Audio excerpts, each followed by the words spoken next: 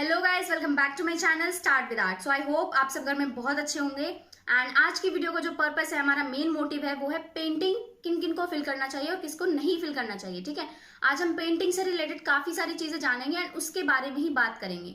सो आज की वीडियो मैं स्टार्ट करती हूँ। एंड जो लोग ये वीडियो को फर्स्ट टाइम देख रहे हैं उनको मैं बता दूं कि मेरे चैनल पर आपको थ्योरी से रिलेटेड सारी वीडियोस मिल जाएंगे एंड उसमें आपको एमसीक्यूज रिलेटेड क्वेश्चंस भी मिल जाएंगे। प्लस मैंने एक सीरीज तैयार की है जिसमें मैंने स्टार्टिंग से एंडिंग तक आपको मतलब सारी डिटेल्स क्लियर करने की कोशिश की है, जितना भी बीएफए एंट्रेंस में आ सकता है उससे रिलेटेड। सो आई होप कि आप ये वीडियो फिनिश करने के बाद अगर आप लेसन 1 से सारे लेसन देखेंगे तो आपके काफी सारे डाउट्स जो हैं थ्योरी के वो क्लियर हो जाएंगे। एंड सो ये सीरीज के बारे में इतना ही, बाकी मैंने लिंक डिस्क्रिप्शन में डाल दिया, आप वहां से जाकर उसे देख सकते हैं। सो आज की वीडियो जो है हम स्टार्ट करते हैं। ठीक है, सबसे पहले आपको जानना है कि पेंटिंग में आपको किस तरह का वर्क कराया जाता है, यानी कि पेंटिंग में अगर आप फिल करना चाहते हैं तो किस तरह का वर्क आपको करने के लिए मिलेगा। ठीक है, फर्स्ट ईयर जो होता है, फर्स्ट ईयर में यानी कि फाउंडेशन ईयर, वो सबका सेम होता है। फाउंडेशन ईयर में जो अप्लाइड हो गया, स्कल्पचर हो गया, विजुअल कम्युनिकेशन, प्रिंट मेकिंग और इधर पेंटिंग, इन सब में आपको सेम वर्क कराया जाएगा, चाहे आप कोई से भी सेक्शन में हो, यानी कि सेक्शंस डिवाइड हो जाते हैं काफी सारे। सो इसमें आपके लिए सारा जो वर्क है वो सेम होगा, चाहे वो जामिया की बात हो, चाहे वो कॉलेज ऑफ आर्ट की बात हो, चाहे वो बीएचयू की बात हो। ठीक है, कोई भी आर्ट कॉलेज अगर आप लेना चाहते हैं, सो इसमें आपको सेम वर्क कराया जाएगा। ठीक है, फर्स्ट ईयर में। देन सेकेंड ईयर से जो है आपने जो स्ट्रीम चूज की है, जैसे कुछ बच्चों ने पेंटिंग चूज किया है, कुछ बच्चों ने अप्लाइड चूज किया है, कुछ ने स्कल्पचर, कुछ ने विजुअल, कुछ ने प्रिंट मेकिंग। सो इन सब का जो है अलग अलग सेक्शंस बढ़ जाते हैं, यानी कि जैसे अप्लाइड का एक अलग सेक्शन हो गया, 2 या 3 सेक्शंस होते हैं डिपेंडिंग ऑन द सीट्स कितनी है कॉलेज में। सो कॉलेज ऑफ आर्ट में सीट्स काफी ज्यादा है, मतलब अप्लाइड की, सो उस हिसाब से 2 या 3 सेक्शंस बन जाते हैं। देन पेंटिंग की सीट के अकॉर्डिंग सेक्शंस डिवाइड हो जाते हैं। ठीक है, मैक्सिमम 25 स्टूडेंट्स या 30 स्टूडेंट्स एक सेक्शन में आपको मिलेंगे आपके साथ। सो अगर आपने पेंटिंग फिल किया है, जैसे कि बाकी स्ट्रीम्स में कुछ बच्चों ने फिल किया है, तो उसके अकॉर्डिंग अगर आपने पेंटिंग में फिल किया है, सो पेंटिंग में आपको किस टाइप का वर्क करने के लिए मिलेगा। सो उसमें आपको बेसिकली जो है प्रिंट मेकिंग का थोड़ा सा काम कराया जाता है, मतलब बहुत ही कम कुछ प्रिंट्स का वर्क होता है, बाकी यूजुअली आपको कैनवसेस पे वर्क कराया जाता है। ठीक है, जितना भी कैनवस या मैनुअल वर्क होता है वो आपको उसमें कराया जाता है। एंड इसमें सबसे अच्छी बात यह है कि आपको ना मतलब प्रोसेस जो है उसमें मजा आता है, यानी कि जो पेंटिंग चूज करते हैं बच्चे। हाँ, सबसे इंपॉर्टेंट कैरेक्टरिस्टिक क्या होती है, जैसे कि सबसे इंपॉर्टेंट कैरेक्टरिस्टिक अगर आपको पेंटिंग चूज करनी है तो उसके लिए आपके अंदर पेशेंस होना बहुत ज्यादा जरूरी है। मैं इस बात को रिपीट करूंगी कि आपके अंदर पेशेंस होना बहुत ज्यादा जरूरी है, because patience, lack of patience की वजह से कुछ बच्चे पेंटिंग में आते हैं देन छोड़ देते हैं उसको, क्योंकि जो ऑयल पेंटिंग है, एक्रेलिक पेंटिंग है, इन सबको करने में काफी टाइम लगता है एंड सारा वर्क लाइव होता है। ये नहीं है कि आपको किसी फोटोग्राफ को दे दिया जाएगा ना आपको उसको कॉपी करना है, ऐसा नहीं होता है। ऐसा होता है लेकिन एक आध वीक में होता है, जिसमें आपको किसी मास्टर वर्क को कॉपी करना होता है, यानी कि किसी आर्टिस्ट के जो मास्टर कॉपीज हैं उन्हें कॉपी करना होता है, सो उसमें होता है। लेकिन यूजुअली जो आपको काम कराया जाता है सेकेंड ईयर में, वो आपको कराया जाता है सारा कैनवस के ऊपर प्लस। ठीक है, एंड कैनवस के ऊपर वर्क कराया जाता है, जो कि काफी टाइम टेकिंग होता है, बहुत ही धीरे धीरे आपको लेयर्स लगा के, जैसे ऑयल पेंटिंग होती है उसमें काफी ज्यादा, सो वो काफी टाइम टेकिंग होती है। एंड अगर आपके अंदर पेशेंस नहीं है तो आप पेंटिंग मत चूज कीजिए, बिकॉज पेंटिंग में जो है सारा पेशेंस का काम है। अगर आपके अंदर पेशेंस बिल्कुल नहीं है, सो आप पेंटिंग में वर्क नहीं कर पाएंगे, कि आपको जैसे जल्दी जल्दी फास्ट रिजल्ट चाहिए, सो ऐसा नहीं हो सकता है। एक्रेलिक में आप थोड़ा बहुत ऐसे कर सकते हैं। और हाँ, इस फील्ड में जैसे मैंने आपको बताया कि नंबर फर्स्ट आपको पेशेंस चाहिए, लेकिन हाँ, इसका बेनिफिट ये है कि आपका जो मैनुअल वर्क है वो काफी स्ट्रांग हो जाएगा अगर आप अच्छे से उसे करते हैं। ठीक है, मैनुअल वर्क स्ट्रांग होने का मतलब है कि आपको हर एक मीडियम, हर एक टेक्निक से इंट्रोड्यूस कराया जाता है, आपको डिटेल में करने के लिए काफी टाइम मिलता है। जैसे वाटर कलर टेक्निक है, ऑयल कलर टेक्निक है, एक्रेलिक टेक्निक है। ठीक है, ये सारी जो टेक्निक्स हैं इसमें आपको वर्क कराया जाता है एंड आपको काफी टाइम मिल जाता है कि आप इसको अच्छे से समझ सके, इस मीडियम को अच्छे से वर्क कर सके। ठीक है, सो इसमें जो है आपको काफी सारा वर्क कराया जाता है एंड सारा का सारा मैनुअल होता है, यानी कि आपकी जो हाथ से वर्क करने की टेक्निक्स हैं वो काफी ज्यादा स्ट्रांग हो जाती हैं। ठीक है, ये आपको बहुत ज्यादा बेनिफिट मिलेगा। एंड पेंटिंग लेने के बाद अगर आपको डिजिटल वर्क करना है, क्योंकि पेंटिंग में क्या होता है कि चारों के चारों साल आपको सारा मैनुअल वर्क कराया जाएगा। सो मैनुअल वर्क कराने का मतलब यही है कि आपकी जो स्किल्स है उन्हें डेवलप करना है, बेसिकली आपकी स्किल्स को काफी अच्छे लेवल पर ले जाना। सो पेंटिंग का बेसिकली मतलब ही यही है कि आपने जो एक एक पेंटिंग है वो कैसे तैयार होती है, उसका प्रोसेस क्या होता है, उसमें कितना टाइम लगता है, कितनी लेयर्स लगती हैं कलर्स की, वो सारी चीजें उसमें आपको देखनी पड़ती हैं। ठीक है, सो अगर आपको डिजिटल वर्क में इंटरेस्ट आता है उसके बाद, यानी कि ऐसा नहीं है कि आप पेंटिंग करने के बाद डिजिटल में नहीं जा सकते हैं, बल्कि बहुत अच्छा है कि अगर आपने पेंटिंग चूज की है एंड देन उसके बाद आप डिजिटल में जाना चाहते हैं, बिकॉज क्या होगा कि आपकी जो स्किल्स हैं वो बहुत ज़्यादा स्ट्रांग है ऑलरेडी।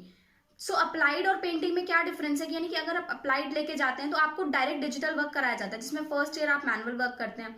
सो कुछ बच्चे क्या होते हैं जैसे अप्लाइड ले लेते हैं, काफ़ी उनकी जो स्किल्स हैं वो डेवलप नहीं हो पाती, यानी कि जैसे अगर आपने हाथ से बनाना नहीं आता तो आप डिजिटली कैसे बनाएंगे। सो ये बहुत बड़ा मिथ है कि अगर आप डिजिटली करना सीख लेंगे तो मतलब आपका वर्क अच्छा हो जाएगा। ऐसा कुछ नहीं होता है।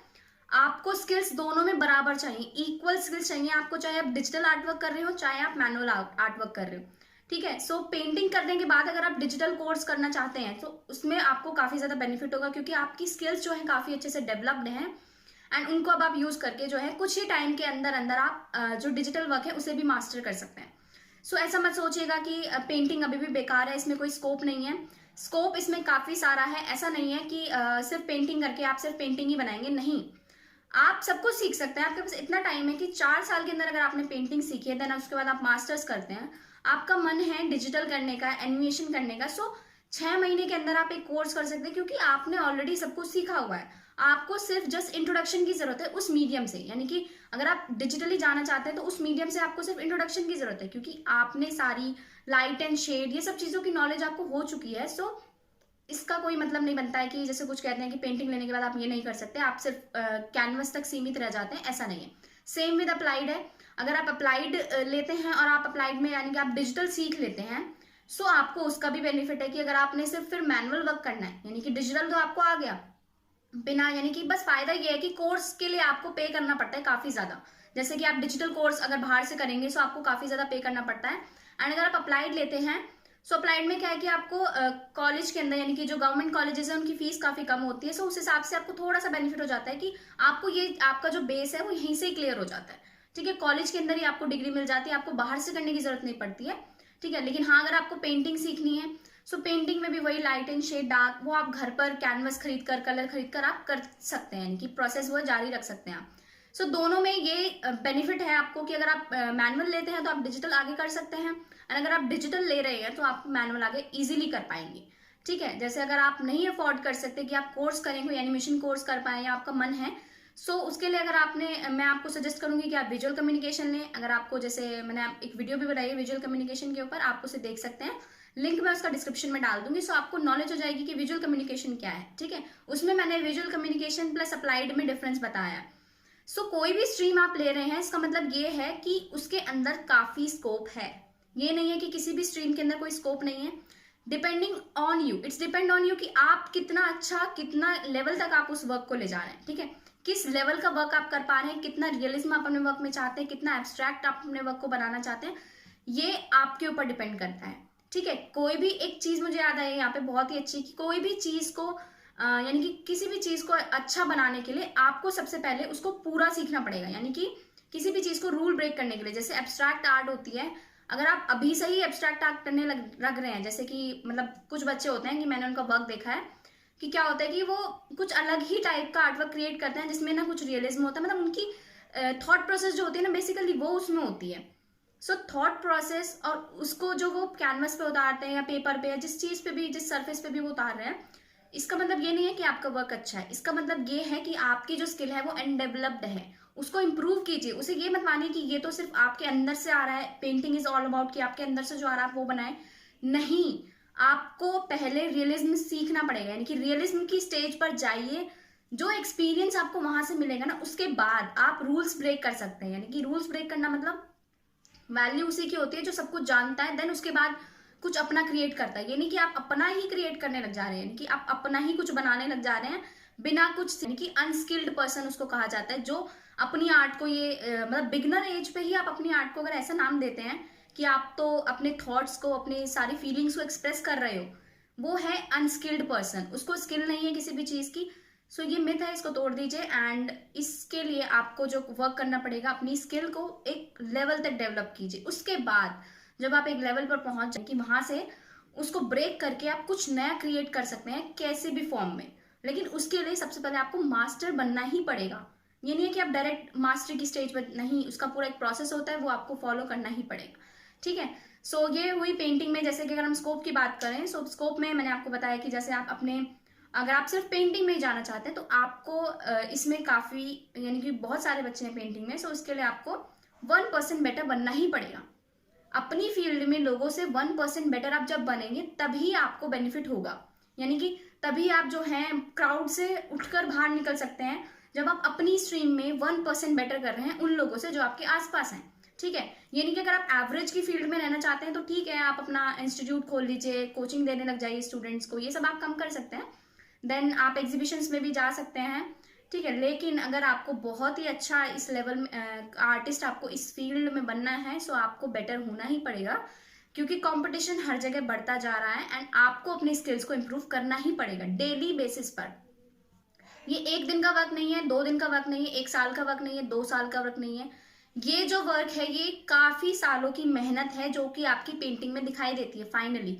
ठीक है, सो इस प्रोसेस से आपको गुजरना पड़ेगा। इस प्रोसेस से गुजरने के टाइम पे आपको बहुत सारी चीजें एक्सपीरियंस होंगी, वो सारा एक्सपीरियंस बहुत ही यूजफुल होता है। एंड मैं कहती हूँ कि अगर इसको स्किप करता है कोई भी, कि डायरेक्ट एग्जीबिशंस करने लग जाए, मतलब बेस्ड ऑन द छोटे मोटे स्किल के बेस पर अगर आप ये सब करना चाहते हैं, सो लॉन्ग टर्म में वो आपके लिए यूजफुल नहीं होगा। सो आपको हर एक स्टेप जो है वो करना ही पड़ेगा।